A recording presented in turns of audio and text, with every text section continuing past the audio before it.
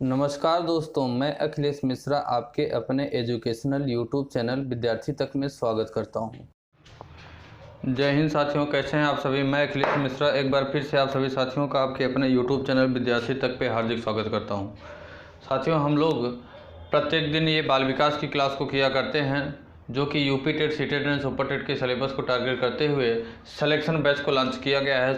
Selection batch की साथियों ये 24 नंबर की क्लास है। सिलेक्शन बैच में बाल विकास की अगर बात करें बाल विकास के पार्ट को, तो बाल विकास के पार्ट में साथियों ये 24 नंबर की हम लोगों की क्लास है, जो कि थ्योरी की क्लास होती है। बेहतरीन और ज़बरदस्त तरीके से UP TET, C TET and super TET के तीनों के सिलेबस को एनालिसिस करने के बाद आप लोगों को एक बेहतरीन और ज़बरदस्त थ्योरी की क्लास यहाँ पे कराई जाने की काम किया जाता है। ठीक साथियों, बाल विकास की क्लास में साथियों हम लोग अपना 6वां चैप्टर शुरू किए हैं, जिसका नाम है बुद्धि के निर्माण का आलोचनात्मक दृष्टिकोण एवं बहुआयामी बुद्धि के बारे में हम लोगों ने चर्चा किया। ठीक साथियों, और इस चैप्टर में ये 6वां चैप्टर है हम लोगों का। इस चैप्टर में साथियों हम लोग बुद्धि के मापन वाले टॉपिक को हम लोग पढ़ रहे थे। बुद्धि का मापन किस प्रकार से किया जाता है और कैसे कैसे किया जाता है, कौन कौन से वैज्ञानिकों का बुद्धि के मापन में क्या क्या मत है, और कौन से वैज्ञानिकों ने किस वैज्ञानिक के बुद्धि के मापन वाली प्रणाली का कौन विरोध किया, कौन अपोज किया, इन सभी चीज़ों के बारे में हम लोग अच्छे से एक बेहतरीन क्लास को कर रहे हैं, और ये हम लोगों की थ्योरी की क्लास हुआ करती है। ठीक साथियों, तो बुद्धि के मापन में साथियों हम लोगों ने कुछ जाना था, कुछ पॉइंट्स हम लोगों ने कि कौन कौन लोगों ने बुद्धि के मापन के बारे में कुछ कार्य किया, अपना कुछ योगदान दिया। तो हम लोगों ने जाना साथियों कि बीने साइमन बुद्धि स्केल के बारे में जाना। दूसरी चीज़ हम लोगों ने साथियों स्टैनफोर्ड बीने स्केल के परीक्षण के बारे में जाना। दूसरी चीज़ हम लोगों ने जाना साथियों, तीसरी पोर्टियस भूल-भुलैया टेस्ट के बारे में जाना। और चौथे नंबर पे साथियों हम लोग वेस्लर वैल्यू टेस्ट के बारे में हम लोग कल की क्लास में चर्चा किए थे। ठीक साथियों, आज की क्लास में बचे हुए 3-4 और टेस्ट हैं साथियों, उन टेस्टों के बारे में हम लोग जानेंगे। तो पहला टेस्ट है साथियों, आज जो हम लोग इसी टेस्ट को आगे बढ़ाएंगे। ये जो बुद्धि परीक्षण किया गया, इसी बुद्धि परीक्षण को अगर हम लोग आगे बढ़ाएं साथियों, तो आगे का हम लोगों का जो टेस्ट होगा बुद्धि के परीक्षण में हम लोग पढ़ेंगे कैटेल संस्कृति मुक्ति परीक्षण। अगला साथियों 5वां नंबर ये टेस्ट हम लोग आज की क्लास में पढ़ेंगे। क्या है? Cattail Sanskrit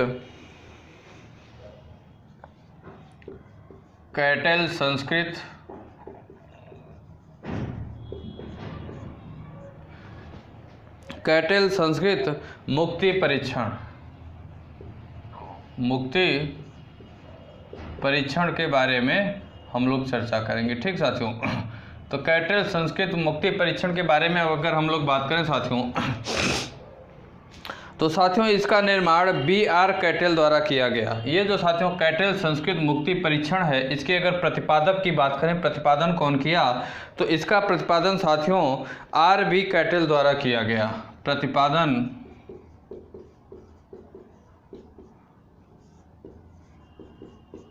R.B.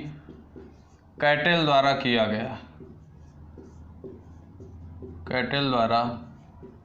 गया। ठीक साथियों, ये कैटेल संस्कृत मुक्ति परीक्षण का प्रतिपादन साथियों R.B. कैटेल के द्वारा किए जाने का काम किया गया। ठीक साथियों, और इसमें बात करें साथियों, तो इस परीक्षण के प्राप्तांकों पर संस्कृत कारकों का प्रभाव नहीं पड़ता। इसमें 3 साथियों उप मापनियाँ हैं। इसके कुछ साथियों 3 क्या हैं? उप मापनियाँ हैं। कौन कौन सा? प्रथम है साथियों 4 से 8 वर्ष प्रथम होते हैं जो उपमापन इसके हैं साथियों। तो जो प्रथम है वो 4 से 8 वर्ष की मापन होती है। ठीक साथियों, और दूसरा जो मापन होता है साथियों वो 8 से 13 वर्ष में किया जाता है। कब से? 8 से 13 वर्ष में। 8 से 13 वर्ष में। और तीसरे मापन की बात करें साथियों, तो तीसरा मापन जो किया जाता है वो साथियों मापनी का उपयोग 13 वर्ष से ऊपर के व्यक्तियों पर किया जाता है। 13 वर्ष से ऊपर के व्यक्तियों में 13 वर्ष से ऊपर के व्यक्तियों में इसका प्रयोग किया जाता है या मापन किया जाता है। मापन किया जाता है। साथियों, ये जो कैटल संस्कृत मुक्ति परीक्षण है, इसका प्रतिपादन B.R. कैटल जी द्वारा किया गया और B.R. कैटल ने साथियों इसकी 3 उप मापन बताए। किसके? इस मापन के 3 उप मापन बताए। कौन कौन से? पहला मापन जो किया जाता है 4 से 8 वर्ष के बीच के व्यक्तियों में किया जाता है बुद्धि परीक्षण। दूसरा जो मापन किया जाता है वो 8 से 13 वर्ष के बीच में बुद्धि परीक्षण किया जाता है। और तीसरा साथियों जो होता है वो 13 वर्ष से ऊपर के व्यक्तियों में बुद्धि के मापन का कार्य आर बी कैटल द्वारा किया गया। ठीक साथियों, प्रथम, द्वितीय एवं तृतीय मापनियों में क्रमशः 96, 46 एवं 50 पद हैं। इसमें साथियों कितने हैं? 96 पद हैं और इसमें 46 पद हैं साथियों। और इसमें अगर 13 वर्ष से ऊपर वाले में बात करें तो इसमें 50 पद हैं साथियों। कितने? 50 पद हैं। इस मापन के लिए साथियों कितने? 13 वर्ष से ऊपर के व्यक्तियों के 50 पद दिए गए और 8 से 13 वर्ष के बीच के व्यक्तियों में जो बुद्धि का मापन दिया गया उसके लिए 46 पद दिए गए। और साथियों 4 से 8 वर्ष के बीच के जो बालकों या बच्चों में बुद्धि परीक्षण किया गया साथियों उसके लिए 96 पद दिए जाने का काम किया गया। ठीक साथियों, ये कौन सी बुद्धि परीक्षण थी? ये हमारा 5वां नंबर जो कल हम लोग पढ़ रहे थे बुद्धि का मापन, उसमें साथियों ये कैटल संस्कृति मुक्ति परीक्षण का ये हम लोगों ने टॉपिक पढ़ा। 6वें अगर साथियों बुद्धि परीक्षण की बात करें तो ये 5वां परीक्षण था। 6वां परीक्षण है साथियों Raven progressive matrices. Raven progressive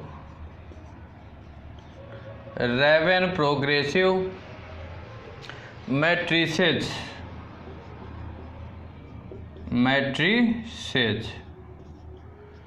रैवेन progressive matrices परीक्षण की अगर बात करें साथियों तो इस परीक्षण का निर्माण साथियों रैवेन ने 1935 में किया। इसका प्रतिपादन रैवेन ने 1935 में किया। कब किया? 1935 में। इस बुद्धि परीक्षण का प्रतिपादन साथियों कौन से? रैवेन बुद्धि परीक्षण के अगर प्रतिपादन की बात करें तो 1935 में किसके द्वारा? रैवेन के द्वारा किया जाने का काम किया गया। साथियों अगर बात करें तो यह एक अवाचिक परीक्षण है। यह कैसा परीक्षण है साथियों? यह एक अवाचिक परीक्षण है। यह एक अवाचिक परीक्षण है साथियों। ये जो रैवेन प्रोग्रेसिव मैट्रिसेज परीक्षण है यह एक अवाचिक परीक्षण है तथा साथियों संस्कृत प्रभावों से भी यह मुक्त है। इसके द्वारा साथियों सामान्य कारक का मापन होता है। इससे चित्रों में निहित संबंधों का भी मापन होता है। इससे साथियों क्या होता है? चित्रों में निहित साथियों क्या संबंध होते हैं, चित्रों में कैसे संबंध निहित किए जाते हैं उसके बारे में भी चर्चा किया गया। चित्रों में संबंध की बात किया जाए साथियों तो इसे एक ग्राफ के माध्यम से अगर हम लोग देखें, एक ग्राफ के माध्यम से अगर हम लोग चर्चा करें और देखने का काम करें साथियों तो जैसे अगर हम लोग देखें तो यहाँ पे इंटू का सिंगल, यहाँ डबल इंटू, यहाँ ट्रिपल इंटू की अगर हम बात करें तो मान लीजिए कि यहाँ डबल, यहाँ क्या दिया गया? डबल जीरो दिया गया। यहाँ भी साथियों डबल जीरो दिए जाने का काम किया गया। और अगर बात करें कि यहाँ क्वेश्चन मार्क के स्थान पे क्या होगा तो इसके बारे में बताया जाए। यहाँ क्वेश्चन मार्क के बारे में, क्वेश्चन मार्क के स्थान पे क्या होगा इसके बारे में बात किया जाए। ठीक साथियों, तो इस तरीके से दिया गया कि इसमें क्या होता है साथियों चित्रों में निहित संबंधों का मापन भी इसी के हिसाब से किए जाने का काम किया जाता है। ठीक साथियों,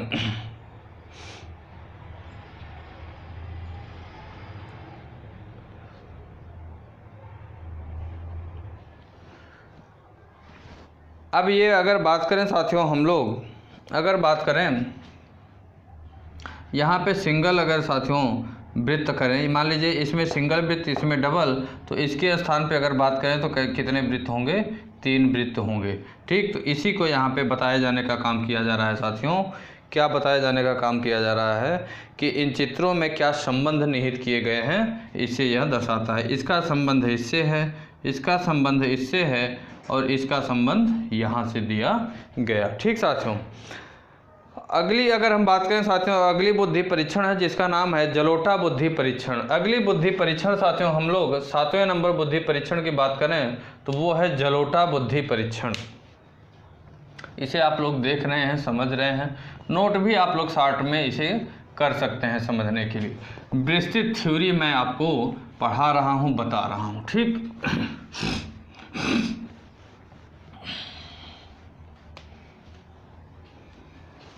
अगला हम लोग पढ़ेंगे जलोटा बुद्धि परीक्षण 7 नंबर पे।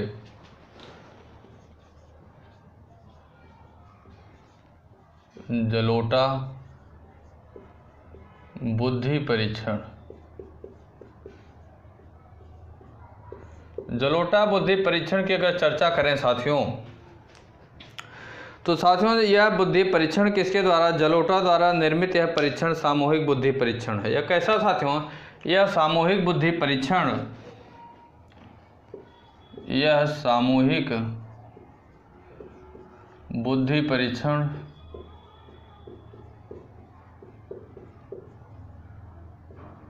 जलोटा के द्वारा दिया गया, जलोटा के द्वारा प्रतिपादित किया गया, प्रतिपादित किया गया।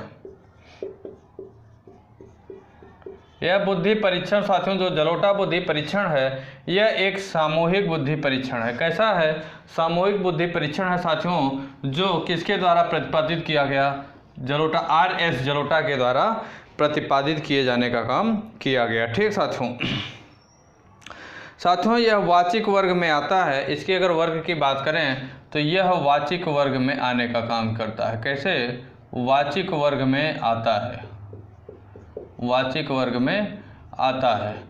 अब यहाँ से एग्जामिनर आपसे पूछेगा क्वेश्चन साथियों कि जलोटा बुद्धि परीक्षण कौन से वर्ग के अंतर्गत आता है, क्या पूछेगा, कौन से वर्ग के अंतर्गत आता है, तो यहाँ बताना पड़ेगा आपको कि वाचिक वर्ग के अंतर्गत आता है।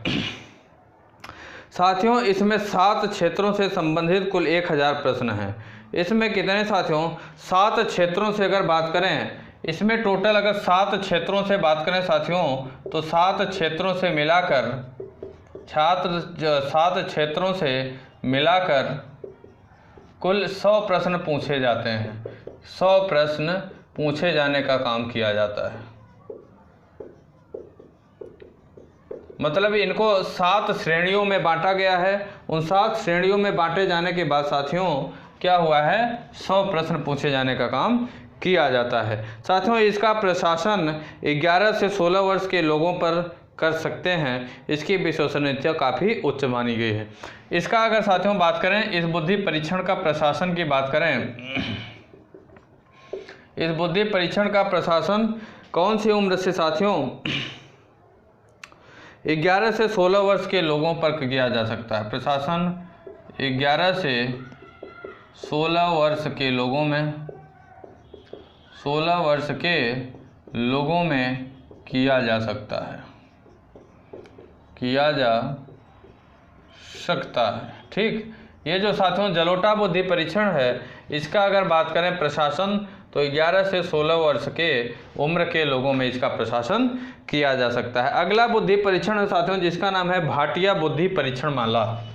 भाटिया 8वें नंबर पे हम लोग पढ़ेंगे भाटिया बुद्धि परीक्षण माला।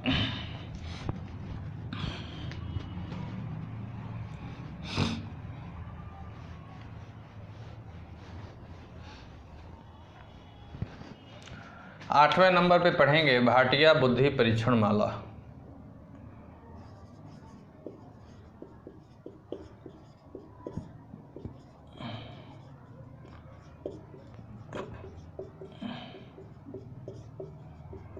भाटिया बुद्धि परीक्षण माला के बारे में अगर चर्चा करें साथियों,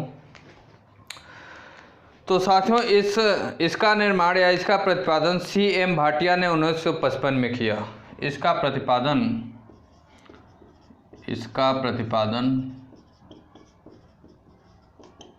C.S. क्या नाम है, C.M. भाटिया द्वारा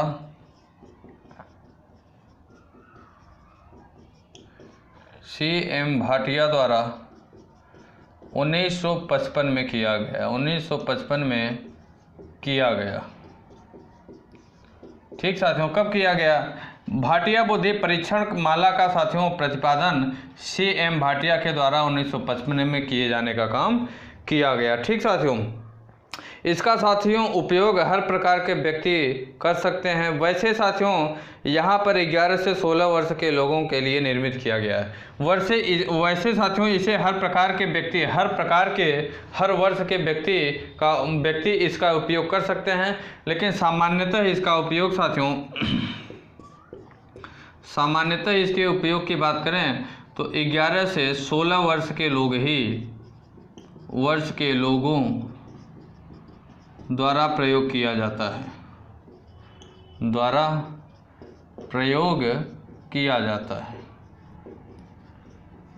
प्रयोग किए जाने का काम किया जाता है। ठीक साथियों, और अगर बात करें साथियों तो इसमें साथियों कोज ब्लॉक डिजाइन परीक्षण, इसके अंतर्गत कोज ब्लॉक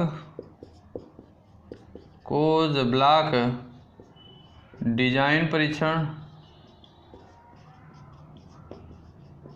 कोज ब्लॉक डिजाइन परीक्षण, और बात करें साथियों तो अलेक्जेंडर पास एलांग परीक्षण,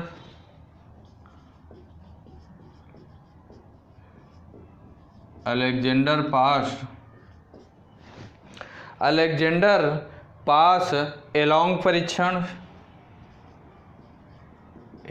परीक्षण, और अगले परीक्षण की बात करें साथियों इसके अंतर्गत आकृति रचना परीक्षण,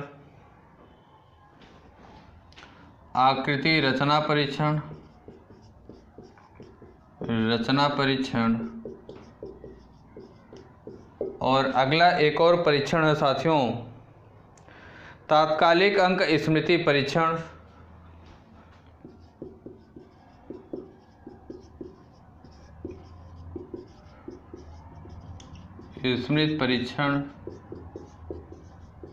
तात्कालिक अंक स्मृति परीक्षण। और इसी के अंदर साथियों एक और परीक्षा चित्र से संबंधित आता है। कैसा? चित्र से, अर्थात चित्र संरचना परीक्षण भी शामिल है। चित्र संरचना परीक्षण भी सम्मिलित है। कौन कौन साथियों? इस बुद्धि परीक्षण, भाटिया बुद्धि परीक्षण के अंतर्गत अगर बात करें साथियों तो कौन कौन सा? कोल ब्लॉक डिजाइन परीक्षण आता है, अलेक्जेंडर पास एलोंग परीक्षण, आकृति संरचना परीक्षण, तात्कालिक अंक स्मृति परीक्षण, और साथ साथ साथियों चित्र संरचना परीक्षण भी इसी के अंतर्गत आता है। ठीक साथियों, ये सभी परीक्षण किसके? भाटिया बुद्धि परीक्षण माला के अंतर्गत ही आने का काम करते हैं। अगली साथियों परीक्षण की बात करें तो अगला परीक्षण है जिसका नाम है, और अंतिम परीक्षण यह है जोशी सामान्य मानसिक योग्यता परीक्षण। 9वां नंबर है जोशी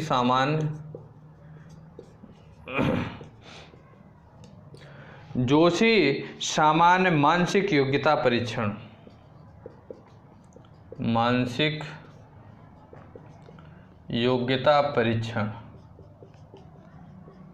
जोशी सामान्य मानसिक योग्यता परीक्षण। इस परीक्षण के अंतर्गत अगर बात करें साथियों तो इस परीक्षण का निर्माण साथियों डॉक्टर MC जोशी के द्वारा 1960 में किया गया। इस परीक्षण का साथियों निर्माण डॉक्टर MC जोशी द्वारा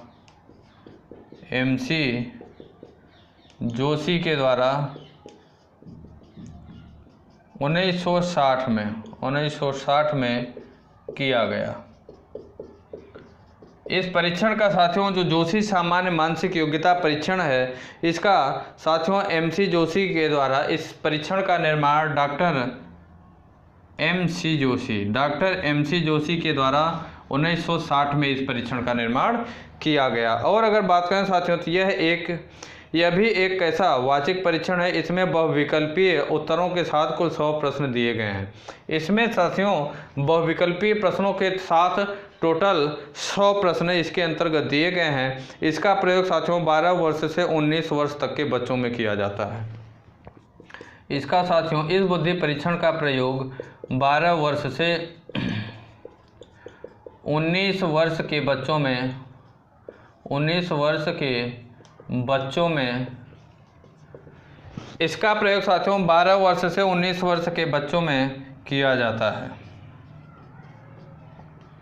और इसमें साथियों बहुविकल्पी प्रश्नों से सहित टोटल 100 प्रश्न इसके अंतर्गत पूछे जाते हैं। इसमें अगर बात करें साथियों तो बाद में इसके मानक संशोधित किए गए और आयु प्रसार थोड़ा सा बढ़ा दिया गया। इसके प्रशासन में साथियों 20 मिनट का समय दिया जाता है। ये प्रश्न साथियों जो पूछे जाते हैं इसके लिए साथियों 20 मिनट का समय भी दिया जाता है। कितने 20 मिनट इसका समय निर्धारण किया गया है। इसके द्वारा साथियों बुद्धिलब्धि ज्ञात कर सकते हैं। बुद्धिलब्धि ज्ञात करने के लिए साथियों परीक्षार्थी के प्राप्तांक में उसकी आयु के लिए अपेक्षित प्राप्तांक से भाग देकर 100 का गुणा कर देते हैं। इसके अनेक प्रकार के प्रश्न रखे जाते हैं जैसे वर्गीकरण, सामान्य सादृश्य निर्धारण, संख्यात्मक, पर्याय, तर्क इत्यादि। यह एक वैध एवं विश्वसनीय परीक्षण भी माना गया है। डॉक्टर MC जोशी द्वारा जो परीक्षण दिया गया 1960 में। ये साथियों हम लोगों ने बुद्धि के मापन से संबंधित कई लोगों के लगभग 9 वैज्ञानिकों के द्वारा जो बुद्धि परीक्षण किया गया साथियों, उन परीक्षणों के बारे में हम लोगों ने विस्तार से जानकारी प्राप्त की है। ठीक साथियों, अब हम लोग साथियों इसी क्लास में बात करेंगे, जस्ट इसी को हम लोग शुरू करेंगे। इसे आप लोग नोट कर लिए होंगे। इसी चैप्टर से संबंधित बुद्धि चैप्टर से संबंधित ही साथियों हम लोग आगे की चर्चा करेंगे अपने अगले टॉपिक को। ठीक, चैप्टर यही है, टॉपिक चेंज होगा। अभी तक हम लोग बुद्धि का मापन किस प्रकार से होता है इसके बारे में हम लोग चर्चा कर रहे थे। अब हम लोग चर्चा करेंगे साथियों कि टाइप्स ऑफ इंटेलिजेंस, बुद्धि के प्रकार कौन कौन से होते हैं, इसके बारे में हम लोग चर्चा करेंगे।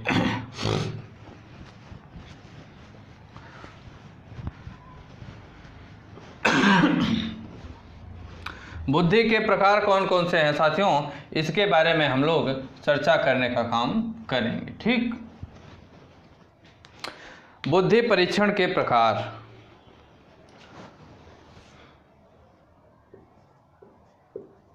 बुद्धि परीक्षण के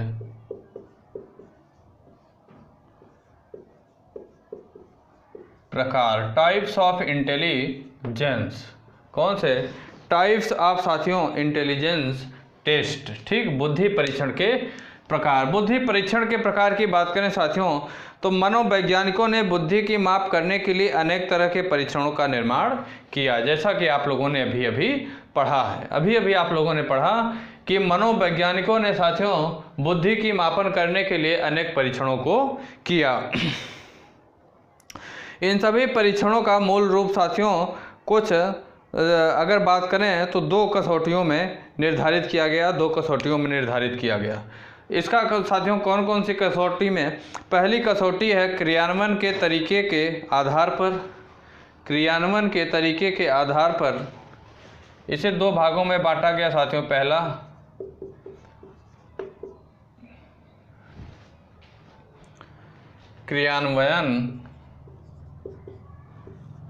क्रियान्वयन के तरीके के आधार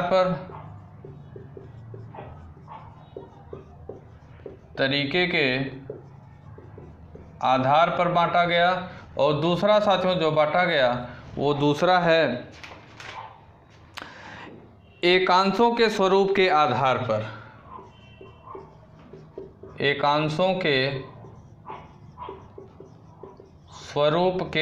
पर। इन 2 साथियों बुद्धि परीक्षण के प्रकार को इन 2 श्रेणियों में या इन 2 साथियों किसमें, इन 2 कसौटियों के आधार पर इनको वर्गीकृत करने का काम किया गया। कौन सा, क्रियान्वयन के तरीके के आधार पर, दूसरा एकांशों के स्वरूप के आधार पर इन्हें वर्गीकृत करने का काम किया गया। इनके भी साथियों कई भेद हैं, इनके भी कई साथियों क्या हैं, कई वर्गीकरण हैं। सबसे पहले अगर हम बात करें साथियों क्रियान्वयन के तरीके के आधार पर अगर हम चर्चा करें तो क्रियान्वयन के तरीके के आधार पर बुद्धि परीक्षण 2 प्रकार का होता है। इसके आधार पर साथियों, इसके अनुसार बुद्धि परीक्षण 2 प्रकार का होता है। बुद्धि परीक्षण दो प्रकार का होता है। कितने प्रकार का? दो प्रकार का इसके आधार पर बुद्धि परीक्षण होता है साथियों।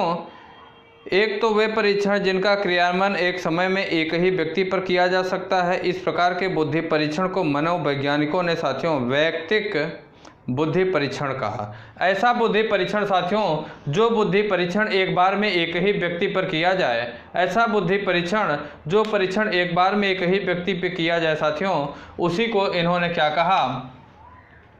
उसी को इन्होंने साथियों कहा कि वैयक्तिक बुद्धि परीक्षण। पहला प्रकार इन्होंने बताया वैयक्तिक बुद्धि परीक्षण। वैयक्तिक बुद्धि परीक्षण। वैयक्तिक बुद्धि परीक्षण पहला प्रकार इन्होंने बताया जो कि एक बार में सिर्फ एक ही व्यक्ति के ऊपर किया जा सकता है। दूसरे बुद्धि परीक्षण की बात करें साथियों इससे पहले वैयक्तिक बुद्धि परीक्षण के बारे में बीने तथा साइमन ने 1905 में इसे विकसित किया था। इससे पहले साथियों दो मनोवैज्ञानिक हैं जिनका नाम है बीने और दूसरे हैं साइमन। दूसरे मनोवैज्ञानिक का नाम है साइमन। इन दोनों लोगों ने साथियों इस बुद्धि परीक्षण का मतलब प्रतिपादन 1905 में ही कर देने का काम किया था। ठीक साथियों, इसे विकसित कर दिया था। इसे साथियों बीने साइमन परीक्षण भी कहा जाता है। ये जो वैयक्तिक बुद्धि परीक्षण है साथियों, इसे क्या कहा जाता है? इसे बीने साइमन बुद्धि परीक्षण भी कहा जाता है।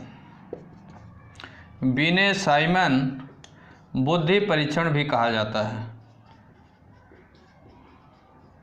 इसे बीने साइमन बुद्धि परीक्षण भी कहा जाता है साथियों। और अगर बात करें कोह ब्लॉक डिजाइन परीक्षण, पास अलांग परीक्षण तथा घन रचना परीक्षण भी वैयक्तिक बुद्धि परीक्षण के ही एक उदाहरण। अभी हम लोगों ने जो साथियों कोल ब्लॉक बुद्धि परीक्षण पढ़ा, साथ ही साथ साथियों हम लोगों ने पास एलांग परीक्षण के बारे में जाना तथा घन रचना परीक्षण के बारे में जाना। ये सभी साथियों कौन से? वैयक्तिक बुद्धि परीक्षण के ही एक उदाहरण है या इसी श्रेणी में आते हैं। क्रियान्वयन के आधार पर अगर बात करें साथियों तो दूसरा प्रकार क्या होता है बुद्धि परीक्षण में? वे हैं जिसको एक समय में एक से अधिक व्यक्ति यानी जिसको व्यक्तियों के समूह में जिसका प्रयोग किया जाता है, इस प्रकार के बुद्धि परीक्षण को सामूहिक बुद्धि परीक्षण कहते हैं। दूसरा जो बुद्धि परीक्षण होता है वो क्या होता है साथियों? सामूहिक बुद्धि परीक्षण। सामूहिक बुद्धि परीक्षण होता है। सामूहिक बुद्धि परीक्षण की अगर बात करें साथियों तो इसे वह परीक्षण कहा जाता है जो एक बार में कई व्यक्तियों में परीक्षण किया जा सके, एक बार में कई व्यक्तियों पर परीक्षण किया जा सके या तो साथियों समूह में परीक्षण किया जा सके, उसी को सामूहिक बुद्धि परीक्षण कहा गया। ठीक साथियों, क्या कहा गया? सामूहिक बुद्धि परीक्षण कहा गया। और अगर बात करें साथियों तो इस प्रकार से परीक्षण को सामूहिक बुद्धि परीक्षण की संज्ञा दी गई। सबसे पहला सामूहिक बुद्धि परीक्षण साथियों प्रथम विश्व युद्ध के दौरान अमेरिका में बनाया गया। सबसे पहले अगर साथियों सामूहिक बुद्धि परीक्षण की बात करें तो सबसे पहला सामूहिक बुद्धि परीक्षण किसके? प्रथम विश्व युद्ध के दौरान। कौन से साथियों? प्रथम विश्व युद्ध के दौरान। प्रथम विश्व युद्ध के दौरान सबसे पहला वो सामूहिक बुद्धि परीक्षण साथियों प्रथम विश्व युद्ध के दौरान अमेरिका के द्वारा इसे विकसित किया गया था। किसके द्वारा? अमेरिका के द्वारा इसका साथियों प्रतिपादन किया गया था या तो इसे विकसित किया गया था। युद्ध के समय साथियों कम से कम समय में बहुत से सैनिकों की बुद्धि का मापन करने की आवश्यकता महसूस की गई। युद्ध के समय ही साथियों यह सबसे ज़्यादा जांचने और परखने की आवश्यकता हुई कि ज़्यादा से ज़्यादा सैनिकों की बुद्धि का मापन हम कर सकें कि वो कितने टैलेंटेड हैं, क्या क्या सोच रहे हैं, क्या क्या करना चाहते हैं। इसकी आवश्यकता प्रथम विश्व युद्ध के दौरान ही महसूस की गई। इसका कारण क्या है साथियों कि वैयक्तिक बुद्धि परीक्षण से इस आवश्यकता की पूर्ति नहीं की जा सकी थी। इस वजह से मनोवैज्ञानिकों ने कुछ सामूहिक बुद्धि परीक्षण जैसे आर्मी अल्फा परीक्षण इसके अंतर्गत आता है साथियों। सामूहिक बुद्धि परीक्षण के अंतर्गत आता है आर्मी अल्फा बुद्धि परीक्षण। अल्फा बुद्धि परीक्षण इसके अंतर्गत आता है। जैसे आर्मी अल्फा बुद्धि परीक्षण इसके अंतर्गत आता है। और अगर बात करें साथियों तो आर्मी बीटा बुद्धि परीक्षण भी इसी के अंतर्गत आता है। आर्मी बीटा बुद्धि परीक्षण, बीटा बुद्धि परीक्षण। ये दोनों साथियों बुद्धि परीक्षण जो होते हैं ये कौन से, ये सामूहिक बुद्धि परीक्षण के अंतर्गत आते हैं। कौन से, सामूहिक बुद्धि परीक्षण के अंतर्गत ये दोनों आते हैं। सबसे पहले साथियों मैंने बताया कि सामूहिक बुद्धि परीक्षण की आवश्यकता प्रथम विश्व युद्ध के दौरान अमेरिका ने ही विकसित किया था, अमेरिका ने ही विकसित किया था। ठीक साथियों, अगली अगर बात करें साथियों कि आर्मी अल्फा टेस्ट क्या होता है, इसके बारे में अगर हम लोग चर्चा करें, आर्मी अल्फा टेस्ट के बारे में हम लोग जानेंगे। ठीक साथियों, इसे आप लोग नोट कर लिए होंगे।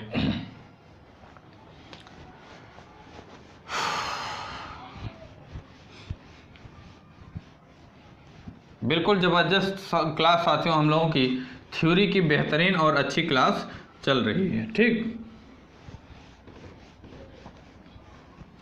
क्या जानेंगे हम लोग, सबसे पहले हम लोग जानेंगे आर्मी अल्फा टेस्ट क्या होता है। आर्मी अल्फा टेस्ट,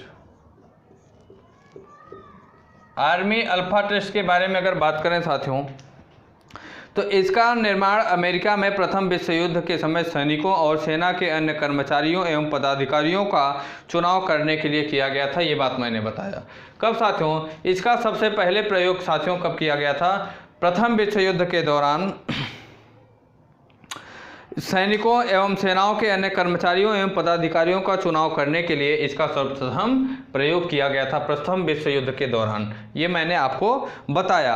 अगली बात अगर करें साथियों तो इसका प्रयोग केवल शिक्षित मनुष्यों के लिए किया जा सकता था। इसका प्रयोग आर्मी अल्फा टेस्ट जो हुआ था साथियों,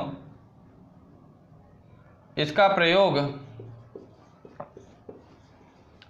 प्रयोग केवल शिक्षित व्यक्तियों के ऊपर ही किया जा सकता था, शिक्षित व्यक्तियों के ऊपर ही सिर्फ किया जा सकता था। ठीक साथियों, और अगर अगली बात करें तो इसकी परीक्षा साथियों सामग्री बहुत कुछ स्टैनफोर्ड बिने स्केल की सामग्री से मिलती जुलती है। इसकी जो सामग्री बुद्धि परीक्षण होता है साथियों, तो इसकी अगर बात करें तो इसकी काफ़ी चीज़ें साथियों स्टैनफोर्ड बिने स्केल से मिलती जुलती नज़र आई है। ठीक साथियों, कोल एवं ब्रूस के अनुसार साथियों इस टेस्ट का प्रयोग लगभग 20 लाख सैनिकों के बुद्धि परीक्षण से लिया गया।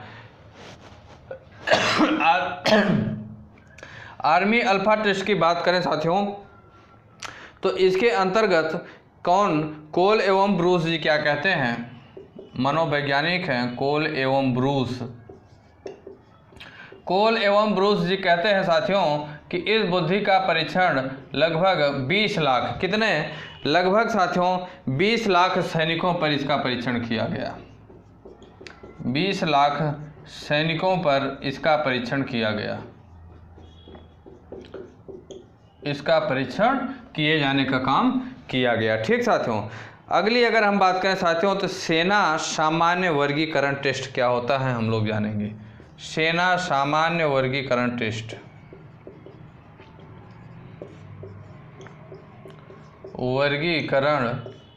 क्या होता है इसे हम लोग जानेंगे। सेना सामान्य वर्गीकरण टेस्ट भी साथियों किसके अंतर्गत आता है, क्रियान्वयन के तरीके के आधार पर जो बताया गया साथियों बुद्धि परीक्षण, बुद्धि का प्रकार उसी के अंदर। तो सेना सामान्य वर्गीकरण टेस्ट के बारे में बात करें साथियों तो इसका साथियों निर्माण अमेरिका के द्वितीय विश्व युद्ध के समय सेना के विभिन्न विभागों के लिए सैनिकों का वर्गीकरण करने के लिए किया गया। इसका निर्माण साथियों अमेरिका के द्वारा ही किया गया द्वितीय विश्व युद्ध के दौरान।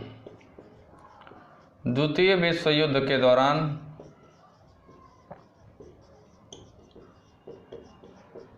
इसका निर्माण साथियों द्वितीय विश्व युद्ध के दौरान अमेरिका के द्वारा ही किया गया। किसके, अमेरिका के द्वारा ही इसका भी निर्माण किया गया। किसके लिए साथियों, सैनिकों एवं सेना के साथियों विभिन्न विभागों के लिए सैनिकों का वर्गीकरण करने के लिए इसका परीक्षण किया गया। परीक्षण में साथियों सैनिकों को 3 प्रकार की समस्याओं का समाधान करना पड़ा। कौन सी, पहली समस्या थी साथियों शब्दावली,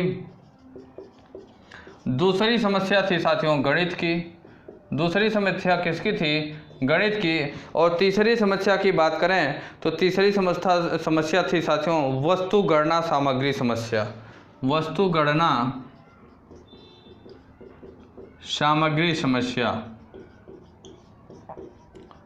वस्तु गणना सामग्री समस्या साथियों ये समस्याएं आया करती थी। ठीक, ये 3 साथियों समस्याएं आई थी इस दौरान। तो साथियों इसी में साथियों गैरेट जी क्या कहते हैं, एक मनोवैज्ञानिक है जिनका क्या नाम है, गैरेट नाम है। एक मनोवैज्ञानिक है जिनका नाम गैरेट है, वो क्या कहते हैं, ये कहते हैं साथियों कि इस टेस्ट का प्रयोग लगभग 12 लाख सैनिकों की बुद्धि परीक्षण लेने में किया गया था। 12 लाख सैनिकों की साथियों गैरेट के अनुसार इस बुद्धि का परीक्षण 12 लाख सैनिकों की बुद्धि परीक्षण करने में किया गया था। बुद्धि परीक्षण करने में किया गया था। इस साथियों बुद्धि परीक्षण का कौन सी सेना के सामान्य वर्गीकरण टेस्ट का साथियों इसका टेस्ट 12 लाख सैनिकों के बुद्धि परीक्षण के करने में इसका प्रयोग किया गया था। अगली साथियों हम लोग बात करेंगे आर्मी बीटा टेस्ट। तीसरे नंबर पे हम बात करेंगे army beta test. Army beta test के बारे में अगर चर्चा करें साथियों तो इस परीक्षण का निर्माण अमेरिका में प्रथम विश्व युद्ध के दौरान सेना के विभिन्न पदों और विभागों में कार्य करने वाले मनुष्यों का चुनाव करने के लिए किया गया था। कब साथियों, प्रथम विश्व युद्ध के दौरान, अमेरिका के द्वारा ही प्रथम विश्व युद्ध के दौरान, प्रथम विश्व युद्ध के दौरान ही साथियों इसका परीक्षण किया गया था। क्या किया गया था, इसका परीक्षण किए जाने का काम किया गया था। ठीक साथियों, प्रथम विश्व युद्ध के दौरान। और अगर बात करें साथियों तो इसका प्रयोग उन मनुष्यों के लिए किया गया था जो अशिक्षित थे। इसका प्रयोग साथियों अशिक्षित मनुष्यों के लिए इसका प्रयोग किया गया था। और अगर बात करें साथियों या तो अंग्रेजी भाषा नहीं जानने वाले, अशिक्षित का मतलब यह है कि जो अंग्रेजी भाषा नहीं जानते थे, जो अंग्रेजी भाषा नहीं जानते थे साथियों, जो अंग्रेजी भाषा नहीं जानते थे उन्हें अशिक्षित कहा जाता था पहले के उस प्रथम विश्व युद्ध के दौरान। और उन्हीं के परीक्षण के लिए इसका प्रयोग मुख्यतः किया गया था। साथियों वस्तुओं की गणना, अंकित चित्रों के विभिन्न वस्तुओं के एक दूसरे के संबंध को बताना, चित्रों की इन वस्तुओं पर चित्र लगाना जिनका किसी से किसी प्रकार का संबंध नहीं है, आज समस्याओं का परीक्षण इसी की श्रेणी में रखा गया। आज समस्याएं साथियों रखे जाने का काम किया गया। ठीक साथियों, अगली साथियों हम लोग बात करेंगे शिकागो क्रियात्मक टेस्ट। अगली बात हम लोग करेंगे शिकागो क्रियात्मक टेस्ट। शिकागो क्रियात्मक टेस्ट।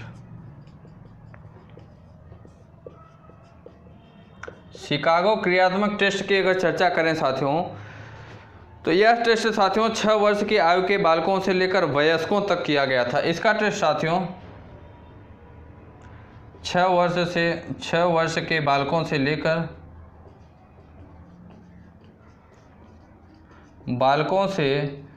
साथियों वयस्कों तक में इसका टेस्ट किया गया था। किसके, वयस्कों तक में साथियों इसका परीक्षण किया गया था। कौन से, शिकागो क्रियात्मक टेस्ट का परीक्षण 6 वर्ष के बालकों से लेकर वयस्कों तक में इसका टेस्ट किया गया था। वयस्क जो बालक हो गए थे, यह साथियों 13 वर्ष की आयु के बालकों की बुद्धि परीक्षण लेने के लिए विशेष रूप से उपयोगी सिद्ध होगा। इसमें साथियों यह पाया गया कि जो बालक 13 वर्ष से अधिक के जो बालक थे साथियों उनके ऊपर यह टेस्ट करने पे यह ज़्यादा उपयोगी सिद्ध पाया गया। कौन सा, शिकागो क्रियात्मक टेस्ट की बात करें तो साथियों कैसा, 13 वर्ष की आयु के बालकों की बुद्धि परीक्षण करने में यह ज़्यादा विशेष रूप से उपयोगी सिद्ध पाया गया। इसमें साथियों कुछ प्रकार की साथियों क्रियाएं भी हुई। कौन सी, विभिन्न प्रकार की आकृतियों में समानता और असमानता की बातें इसमें बताया गया। चित्रों के टुकड़ों को व्यवस्थित करके उसे पूर्ण करना, लकड़ी के टुकड़ों की सहायता से गणना करना, अनेक प्रकार की वस्तुओं में से समान वस्तुओं को छांटकर अलग अलग वर्गों में रखे जाने का काम कौन सी, शिकागो क्रियात्मक टेस्ट के अंतर्गत रखे जाने का काम किया गया। ठीक साथियों, अगली बात करेंगे साथियों अभी तक हम लोगों ने कौन सा क्रियान्वयक क्रियान्वयन के तरीके के आधार पर हम लोगों ने चर्चा किया। अब हम लोग ख के अंतर्गत बात करेंगे। ठीक साथियों, कौन सा? अब हम लोग ख जो एकांशों के स्वरूप के आधार पर हम लोग चर्चा करेंगे। हम लोग इसे मिटाते हैं। इसे आप लोग नोट कर लिए होंगे, समझ लिए होंगे। ठीक है, ज़्यादा से ज़्यादा चीज़ें इसमें समझने वाली हैं।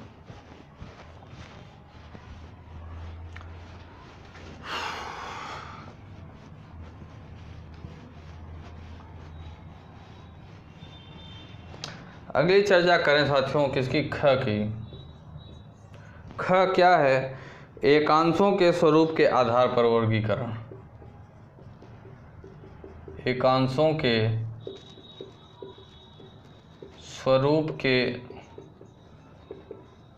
आधार पर वर्गीकरण। एकांशों के स्वरूप के आधार पर वर्गीकरण की अगर बात करें तो इसके अंतर्गत क्या है साथियों कि बुद्धि परीक्षण को एकांश के स्वरूप के आधार पर कुल 4 साथियों भागों में बांटा गया है। इसे साथियों एकांशों के स्वरूप के आधार पर वर्गीकरण की बात करें तो इसे भी 4 भागों में बांटा गया। कौन कौन सा? पहला है साथियों शाब्दिक बुद्धि परीक्षण। पहला भाग है शाब्दिक बुद्धि परीक्षण।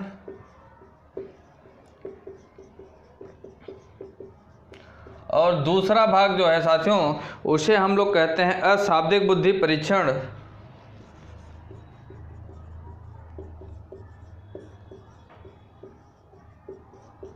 अशाब्दिक बुद्धि परीक्षण। और तीसरा जो भाग है साथियों उसे क्रियात्मक बुद्धि परीक्षण कहते हैं।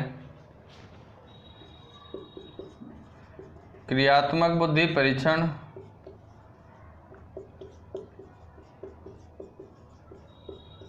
और चौथा जो होता है साथियों उसे क्या कहते हैं? अभाषाई बुद्धि परीक्षण। अभाषाई बुद्धि परीक्षण। अभाषाई बुद्धि परीक्षण एकांशों के स्वरूप के आधार पर साथियों इसे 4 भागों में वर्गीकृत किया गया। पहला शाब्दिक बुद्धि परीक्षण अर्थात वर्बल इंटेलिजेंस टेस्ट।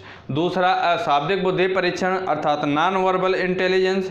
तीसरा साथियों क्रियात्मक बुद्धि परीक्षण अर्थात परफॉर्मेंस इंटेलिजेंस टेस्ट। और चौथा है अभाषाई बुद्धि परीक्षण अर्थात नॉन लैंग्वेज इंटेलिजेंस टेस्ट। इन 4 भागों में साथियों इसे विभक्त किए जाने का काम किया गया। इसे साथियों अब हम लोग अगर एक एक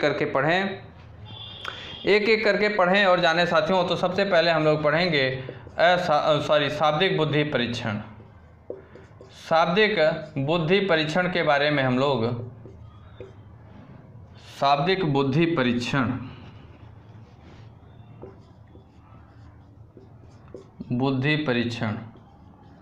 शाब्दिक बुद्धि परीक्षण के बारे में अगर चर्चा करें साथियों तो इस तरह का बुद्धि परीक्षण उन परीक्षणों को कहा जाता है साथियों जिसमें लिखित शब्दों अर्थात लिखित भाषा का प्रयोग निर्देश देने एवं परीक्षण के एकांशों या प्रश्नों में किया जाता है। अर्थात जो शाब्दिक बुद्धि परीक्षण होता है इसका प्रयोग सामान्यतः वहाँ पे किया जाता है जो कि निर्देश देने का काम किया जाता है। जैसे कभी कभी होता है कि नीचे आपको क्वेश्चन देगा और ऊपर डायरेक्शन दिया रहेगा साथियों, आप लोगों को निर्देश दिया रहेगा कि नीचे दिए गए सभी 5 प्रश्नों का उत्तर आप लोगों को 150 शब्दों में दिया गया है। तो 150 शब्दों में दिया जाना है। ठीक साथियों, तो इसी को क्या कहा जाता है? शाब्दिक बुद्धि परीक्षण इसी को कहा जाता है। जैसे कहा गया कि नीचे 10 ऑब्जेक्टिव क्वेश्चन दिए गए हैं जिसके साथियों 4 ऑप्शन दिए गए। नीचे 10 प्रश्न दिए गए हैं, प्रत्येक प्रश्न के 4 ऑप्शन दिए गए हैं और प्रत्येक प्रश्न के लिए 2 अंक का निर्धारण किया गया है या 2 अंक निर्धारित किए गए हैं। तो ये सारी चीज़ें जो निर्देश दिया जाता है साथियों, डायरेक्शन दिया जाता है, ये क्या होता है? ये शाब्दिक बुद्धि परीक्षण के अंतर्गत आता है। और अगर बात करें साथियों तो इस तरह के बुद्धि परीक्षण के क्रियान्वयन के लिए व्यक्ति को पढ़ा लिखा भी होना चाहिए। अर्थात शाब्दिक बुद्धि परीक्षण के लिए साथियों व्यक्ति को क्या होना चाहिए? व्यक्ति को पढ़ा लिखा होना चाहिए। व्यक्ति को पढ़ा लिखा होना चाहिए। व्यक्ति को पढ़ा लिखा होना चाहिए इसके लिए। और अगर बात करें साथियों तो ताकि वह पढ़कर सभी बातों को समझ जाए और फिर प्रश्नों के उत्तर लिख कर दे सके। शाब्दिक बुद्धि परीक्षण को भी साथियों 2 भागों में बांटा गया। शाब्दिक बुद्धि परीक्षण को भी साथियों कितने 2 भागों में बांटा गया। कौन कौन से साथियों 2 भाग हैं? पहला है शाब्दिक वैयक्तिक बुद्धि परीक्षण। शाब्दिक वैयक्तिक बुद्धि परीक्षण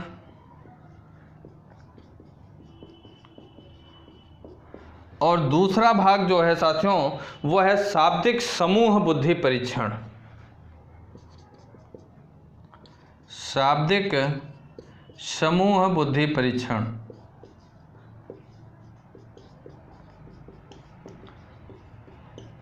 शाब्दिक बुद्धि परीक्षण को भी 2 भागों में बांटा गया। पहला है शाब्दिक वैयक्तिक बुद्धि परीक्षण, जिसे हम लोग वर्बल इंडिविजुअल इंटेलिजेंस टेस्ट भी कह सकते हैं। और दूसरा है साथियों शाब्दिक समूह बुद्धि परीक्षण, जिसे हम लोग वर्बल ग्रुप इंटेलिजेंस टेस्ट कह सकते हैं। ठीक साथियों, अब हम लोग इसे भी जानेंगे कि शाब्दिक वैयक्तिक बुद्धि परीक्षण क्या होता है। तो सबसे पहले हम लोग पढ़ेंगे शाब्दिक वैयक्तिक बुद्धि परीक्षण की चर्चा कर लें। तो शाब्दिक वैयक्तिक बुद्धि परीक्षण की अगर बात करें साथियों तो साथियों इस तरह के परीक्षण में लिखित शब्दों एवं वाक्यों का प्रयोग होता है। इसमें कैसे लिखित शब्दों एवं वाक्यों का प्रयोग होता है? लिखित शब्दों एवं वाक्यों का प्रयोग किया जाता है। इसके अंतर्गत साथियों लिखित शब्दों एवं वाक्यों का प्रयोग किया जाता है। साथ ही साथ साथियों इसका स्वरूप कुछ ऐसा होता है कि इसे साथियों एक समय में एक से अधिक व्यक्ति का क्रियान्वयन नहीं किया जा सकता। दूसरे शब्दों में अगर बात करें साथियों तो इस तरह के परीक्षण द्वारा एक समय में किसी एक ही पढ़े लिखे व्यक्ति की बुद्धि का मापन किया जा सकता है। इसमें साथियों अगर शाब्दिक वैयक्तिक बुद्धि परीक्षण जो है तो इसमें नाम ही साथियों है कि वैयक्तिक अर्थात इंडिविजुअल। तो इसमें एक बार में साथियों सिर्फ एक ही पढ़े लिखे व्यक्तियों का बुद्धि का मापन किया जा सकता है। सबसे पहला बुद्धि परीक्षण साथियों जिसका निर्माण फ्रेंच मनोवैज्ञानिक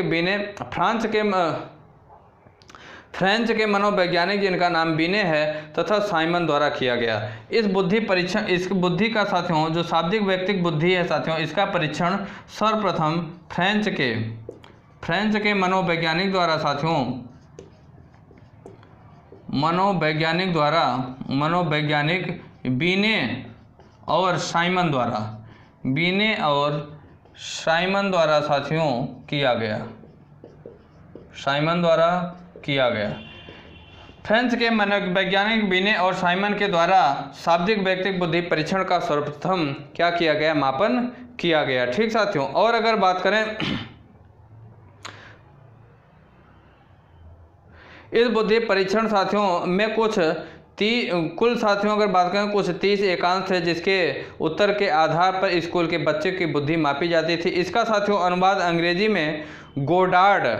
में साथियों इस बुद्धि परीक्षण के अनुवाद की बात करें तो इसका अनुवाद गोडार्ड ने 1911 में किया और मानसिक रूप से मंदित बच्चों के बुद्धि मापन का इसका प्रयोग किया। शाब्दिक वैयक्तिक बुद्धि परीक्षणों के प्रमुख साथियों कुछ अवगुण भी हैं। इसके अवगुण कौन कौन? इसके साथियों सबसे पहले यह लिखिए कि शाब्दिक वैयक्तिक बुद्धि परीक्षण का अंग्रेजी में साथियों अनुवाद की बात करें तो इसका अंग्रेजी में अनुवाद 1911 में कौन किया साथियों? 1911 में साथियों इसका अंग्रेजी में अनुवाद गोडार्ड ने किया। मनोवैज्ञानिक हैं जिनका नाम है गोडार्ड मनोवैज्ञानिक ने साथियों इसका अंग्रेजी में अनुवाद 1911 में शाब्दिक वैयक्तिक बुद्धि परीक्षण का अनुवाद किया। इसके साथियों कुछ अवगुण बताए। उन अवगुणों में पहला अवगुण है कि इस बुद्धि का प्रयोग साथियों इस परीक्षण का प्रयोग बुद्धि मापन में तभी किया जा सकेगा जब व्यक्ति पढ़ा लिखा होगा। अनपढ़ व्यक्तियों या बहुत छोटे शिशुओं जिनमें भाषा का विकास अधूरा रहेगा कि बुद्धि माप इस परीक्षण के द्वारा नहीं की जा सकती। अर्थात कुल मिलाकर यह मानिए कि जो शाब्दिक वैयक्तिक बुद्धि परीक्षण है साथियों इसके द्वारा बुद्धि का मापन उन्हीं व्यक्तियों का मापन किया जा सकेगा जिनके अंदर बुद्धि का विकास होगा, भाषा का विकास होगा साथियों, या तो जो व्यक्ति थोड़ा बहुत पढ़े लिखे व्यक्ति होंगे उन्हीं के साथियों बुद्धि का मापन इस बुद्धि परीक्षण के माध्यम से किया जा सकेगा। दूसरा साथियों इसका जो अवगुण है वो ऐसा है कि ऐसे परीक्षणों द्वारा एक समय में एक ही व्यक्ति की बुद्धि मापी जा सकेगी। जब कई व्यक्तियों की बुद्धि की माप एक ही साथ करनी होती है तो इस परीक्षण का प्रयोग साथियों समय के ख्याल से कठिन हो जाता है। कारण क्या है कि स्वभावतः बुद्धि परीक्षण के पास इतना समय नहीं होता कि एक एक करके वह सभी व्यक्तियों की बुद्धि की माप करे। ठीक साथियों, मतलब एक बार में एक ही व्यक्ति की बुद्धि की माप की जा सकती है शाब्दिक वैयक्तिक बुद्धि परीक्षण के माध्यम से।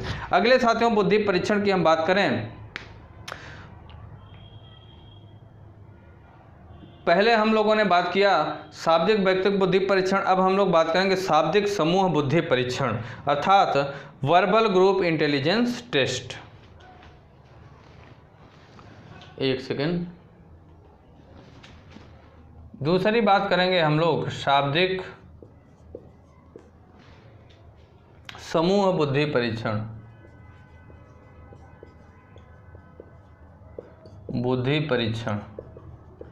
शाब्दिक समूह बुद्धि परीक्षण की अगर चर्चा करें हम लोग साथियों,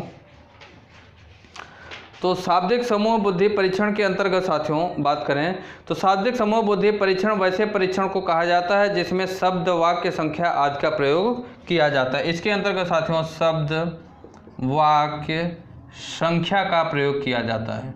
किसका? संख्या का प्रयोग किया जाता है। इसके अंतर्गत शब्द का, वाक्य का तथा संख्या का प्रयोग किए जाने का काम किया जाता है साथियों, जिसे एक समय में एक से अधिक व्यक्तियों का क्रियान्वयन किया जा सकता है। दूसरे शब्दों में साथियों इस परीक्षणों द्वारा एक समय में एक से अधिक व्यक्तियों की बुद्धि मापी जाती है। इस परीक्षण के अंतर्गत शाब्दिक समूह बुद्धि परीक्षण जो है साथियों, इस बुद्धि परीक्षण के अंतर्गत एक समय में एक से अधिक व्यक्तियों की बुद्धि मापे जाने का काम किया जा सकता है। और अगर बात करें साथियों इस शाब्दिक समूह बुद्धि परीक्षण द्वारा शाब्दिक वैयक्तिक बुद्धि परीक्षण का एक महत्वपूर्ण दोष है साथियों, जो इस बात से संबंधित है कि इसमें बुद्धि मापने के समय साथियों बहुत अधिक समय लगता है, समाप्त हो जाती है। इस बुद्धि में साथियों बुद्धि परीक्षण की जरूरत प्रथम विश्व युद्ध के समय सैनिक की बुद्धि मापने में काफ़ी महसूस की गई थी। इसके फलस्वरूप साथियों अमेरिका में कुछ महत्वपूर्ण परीक्षण किए गए, जैसे आर्मी अल्फा परीक्षण, आर्मी जनरल क्लासिफिकेशन परीक्षण। ये सभी अमेरिका में शाब्दिक समूह बुद्धि परीक्षण के अंतर्गत ही इन परीक्षणों को किया गया। बाद में साथियों और भी कई बुद्धि परीक्षण का निर्माण किया गया जिन्हें शाब्दिक बुद्धि परीक्षण की श्रेणी में ही रखा गया। भारत में भी साथियों कई मनोवैज्ञानिकों ने शाब्दिक समूह बुद्धि परीक्षण का निर्माण किया, जिसमें साथियों MC जोशी भी आते हैं जिनके मानसिक योग्यता परीक्षण, प्रयाग मेहता का साथियों समूह बुद्धि परीक्षण, RK टंडन का समूह योग्यता, RK ओझा तथा राय चौधरी का साथियों वाचिक बुद्धि परीक्षण, MS जटोला का मानसिक बुद्धि का संशोधित समूह परीक्षण, MS महसून का साथियों सामान्य बुद्धि परीक्षण, ये सभी आदि प्रमुख परीक्षण जो है साथियों, ये सभी परीक्षण किसके अंतर्गत? शाब्दिक समूह बुद्धि परीक्षण के अंतर्गत ही किए जाते हैं। शाब्दिक समूह बुद्धि परीक्षण साथियों अगर बात करें तो चाहे व्यक्तिक हो या सामूहिक हो, इसके एकांशों का उत्तर देने में व्यक्ति को पेंसिल तथा पेपर का प्रयोग करना पड़ता है। जो शाब्दिक समूह बुद्धि परीक्षण होता है साथियों, इसका उत्तर देने के लिए प्रत्येक व्यक्ति को, प्रत्येक पढ़े लिखे व्यक्ति को जो इसका उत्तर देना चाहता है उसे कागज़ और पेन की ज़रूरत होगी, अर्थात कागज़ और पेंसिल की आवश्यकता पड़ेगी। व्यक्ति के साथियों अगर बात करें तो इसमें पेंसिल परीक्षण भी कहा गया। इसे साथियों जो यह शाब्दिक समूह बुद्धि परीक्षण है इसे क्या कहा गया? इसे शाब्दिक परीक्षण को साथियों पेपर पेंसिल परीक्षण भी कहे जाने का काम किया गया। क्या कहा गया? पेपर पेंसिल परीक्षण भी इसे कहे जाने का काम किया गया। साथियों इसके भी कुछ दोष हैं। जो शाब्दिक समूह बुद्धि परीक्षण है इसके भी कुछ दोष हैं। इसके दोष की अगर बात करें साथियों तो शाब्दिक समूह बुद्धि परीक्षण द्वारा कई व्यक्तियों का एक साथ बैठाकर उनकी बुद्धि की जांच की जाती है। वे एक ही कमरे में बैठकर बुद्धि परीक्षण के एकांशों का उत्तर देते हैं। इसका क्या साथियों, इसका रिजल्ट क्या होता है? वे एक दूसरे की नकल आसानी से कर लेते हैं, जिसके परिणामस्वरूप व्यक्ति की बुद्धि का सही मापन नहीं हो पाता। कारण यह है कि जब व्यक्ति को एक ही जगह एक साथ बैठा के उसका क्या किया जाएगा, बुद्धि का मापन किया जाएगा, तो वो एक दूसरे की नकल भी करने की कोशिश करेंगे और नकल करते ही हैं। जब साथियों कई व्यक्ति एक साथ बैठकर बुद्धि परीक्षण के एकांशों का जवाब देते हैं तो परिस्थिति कुछ इस प्रकार हो जाती है कि अकेला बुद्धि परीक्षक उसे ठीक ढंग से नियंत्रित नहीं कर पाता। इसका प्रभाव व्यक्ति के उत्तर पर पड़ता है, जिससे उसकी बुद्धि की जांच ठीक ढंग से नहीं की जा सकती। ठीक साथियों, क्या होता है, इसकी जांच ठीक ढंग से नहीं की जा सकती। ठीक साथियों, अब साथियों बुद्धि परीक्षण का जो दूसरा भाग है अशाब्दिक बुद्धि परीक्षण, क्या है, दूसरा भाग है अशाब्दिक बुद्धि परीक्षण। ये दूसरा भाग अशाब्दिक बुद्धि परीक्षण, तीसरा भाग क्रियात्मक बुद्धि परीक्षण और चौथा भाग अभाषाई बुद्धि परीक्षण। इन सभी को हम लोग कल की क्लास में पढ़ेंगे। ठीक, क्योंकि क्लास ज़्यादा लंबी हो रही है, कल की क्लास में पढ़ेंगे साथियों। क्लासों को आप लोग शुरू से लेकर लास्ट तक देखा करिए। साथ ही साथ साथियों क्लास कैसी लगती है इसकी प्रतिक्रिया आप लोग कमेंट बॉक्स में कमेंट करके ज़रूर दिया करिए। साथ ही साथ साथियों क्लासों को आप लोग ज़्यादा से ज़्यादा शेयर किया करिए। आपकी जो भी सोशल मीडिया पैड होती है उन साथियों उन सभी जगहों पे क्लासों को ज़्यादा से ज़्यादा शेयर किया करिए, जैसे फेसबुक हुआ, व्हाट्सअप हुआ, टेलीग्राम हुआ, इंस्टाग्राम हुआ, प्रत्येक जगह। अगर आप लोगों का किसी भी सब्जेक्ट से संबंधित किसी भी सब्जेक्ट की बात कर रहा हूं, आप किसी भी सब्जेक्ट से संबंधित अगर आप लोगों का कोई डाउट है या और भी साथियों और कोई बात है तो आप हमारे टेलीग्राम चैनल विद्यार्थी तक से जुड़कर आप वहां अपने डाउट को हमसे शेयर कर सकते हैं। ठीक साथियों, साथ ही साथ जानकारी के लिए आपको बता दूं कि आपके अपने ही यूट्यूब चैनल विद्यार्थी तक पे UP TET, C TET and super TET के सिलेबस को टारगेट करते हुए 3 क्लासें आप लोगों को दी जा रही हैं। जो पहली क्लास साथियों यही बाल विकास की है, जो कि सुबह 10 से 11 बजे के आसपास आपको दी जाती है। दूसरी क्लास साथियों हिंदी की दी जाती है आपको UP TET, C TET and super TET के सिलेबस को ही एनालिसिस करने के बाद, जो कि दोपहर 2 से 3 बजे के आसपास दी जाती है। तीसरी क्लास साथियों शाम को आपको 7 से 8 बजे के आसपास आपके ही अपने यूट्यूब चैनल विद्यार्थी तक पे, जो कि सामाजिक विज्ञान का पार्ट है, हिस्ट्री एंड ज्योग्राफी, 2 की 3 दिन तक चलाया जाता है साथियों। 3 दिन हिस्ट्री, 3 दिन ज्योग्राफी, वो क्लास भी आप लोगों को दी जाती है। क्लासों को आप लोग शुरू से लेकर लास्ट तक देखा करिए। पिछली क्लास नहीं देखे हैं तो उसका लिंक डिस्क्रिप्शन में नीचे दिया हुआ है, वहाँ से आप पिछली क्लासों का लिंक ले सकते हैं, पिछली क्लासों को देख सकते हैं। अपने हाथ से लिखी हुई खुद की अपनी नोट्स बनाइए, खुद से अपने से पढ़ाई करिए, तैयारी करिए। ठीक साथियों, ठीक है, क्लास को ओवर करते हैं। जय हिंद, जय भारत। दोस्तों अगर आप हमारे YouTube चैनल विद्यार्थी तक पे नए हैं तो लाइक करें, सब्सक्राइब करें और बेल आइकन को दबाना ना भूलें। धन्यवाद।